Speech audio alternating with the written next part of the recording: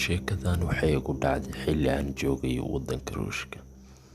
Xilligaas waxaa iga maqnaa xaaskeyga oo in muddo ah aan raadinayay. Maalin walba iyo habeen walba waxaan isku dayay in xaaskeyga aan helo, oo waddankan waan isla soo galnay, laakiin waan heli waayay. Mar walba waxaan ka fiiriyaa xaafadaha, ilaa la yimaado nin xanuunsan oo kale. Habeen walba waxaan soo hooyin jiray buundo ku taal meel xaafad ah. Buundadaas ayaan isaga hooyin jiray. Haween haweenada ka mid ah waxaa igu dhacay wax weligaa aan iloobi doonin. Haweennimadkii xilligay ahayd 1 saac haweenimo ayaan waxaan iska soo galay buundadan. Buundada mar waliba waan seexan jiray. Habeenkan laakiin gudaha ayaan u sii galay buundada, oo waxaan watay cunto. Markaa waxaan isku dayay in meesha aan galo, kadibna cuntadii aan cuno. Si dhaqsi leh waxaan ku bilaabay in aan cunto cuno, oo baahi daran ayaa haysay.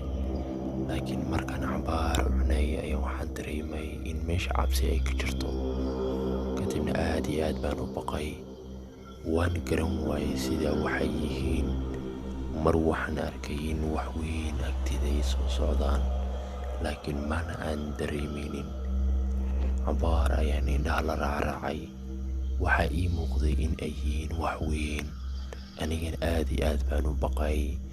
Weligii maan isku dayay in aan gudaha galo, oo mar waliba bannaanka ayaan wax ku cuni jiray. Haweennimadkii anigoo cabsanaya ayaan waxaan is iri iska soo fiir waxaan waxa ay yihiin.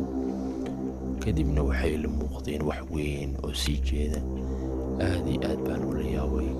Markaan waxaan isku dayay inaan daawto, laakiin waxay wakaayeen wax sida awood sida suuf oo kale. Waxaan dareemay in gadaal laga soo qaylinayo, oo waxaan israanin tuug miyaa gudaha soo galay. Wuxuu lahaa sidee halkan ku soo gashay. wuuna ila yaabiyey. Aad iyo aad baan ugu naxay. Ninku wuxuu ahaa nin dhalinyaro ah. Waxaan isdhahay ninka dad miyuu soo dilay. Kadibna doosh ayuu watay, indhaha ayuu ii qabtay. Anigan aad iyo aad baan u baqanayay. Waan cabsaday. Waxaan sameeyeen waan garan waayay, sababtoo ah ninkaan indhaha ayuu dooshiga hayay. Waxaan markan iskadiis ku arkay in uu la soo baxay Toori. Anigana waan cabsaday, sababtoo ah gudaha maan u sii ordi karin, oo agteyda waxaa taagnaa wax weyn aan garan karin. Si dhaqsi leh ayaan aad iyo aad u walwalay. Waxaan arkay in waxay gacmo yeeshteen, kadibna isku dayay inay socdaan. Anigana ninka aad iyo aad buu ii fiirinayay, oo waxaan sameeyay waan fahmi waayay. Haweennimadkaas oo idil waxay ugu dhammaatay si cabsi leh.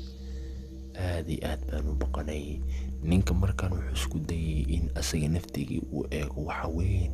Kadibna waxaan dareemay in waxaan aad iyo aad u weyn yihiin ee u sii socdaan dhanka ninka tooshka waday.